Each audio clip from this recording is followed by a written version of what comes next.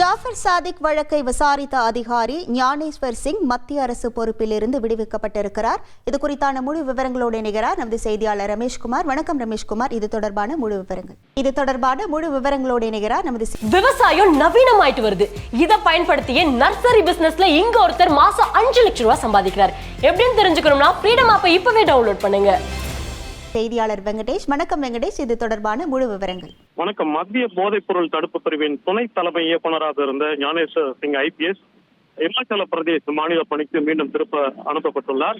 இமாச்சல பிரதேச மாநிலத்தைச் சேர்ந்த 1996 ஆண்டு பிரிவு IPS அதிகாரியான ஞானேஸ்வர் சிங் மத்திய போதைப் பொருள் தடுப்பு பிரிவின் துணை தலைமை இயக்குநராக கடந்த 2020 செப்டம்பரில் நியமிக்கப்பட்டார். தமிழகத்தைச் சேர்ந்த திரைப்பட தயாரிப்பாளர் ஜாஃபர் சாதிக் தொடர்பான போதைப் பொருள் கடத்தல் வழக்குகளை உள்ளிட்டவை கையாண்டவர்.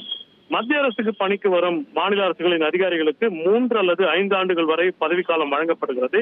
இப்பதவிக்காலம் முடியும் முன்னரே ஞானேஸ்வர் சிங் தற்போது அவரை விடுவித்து மாநில பணிக்கு சொந்த மாநிலத்துக்கு மத்திய அரசு தற்போது திருப்பி அனுப்பியுள்ளது பரபரப்பை ஏற்படுத்தியுள்ளது.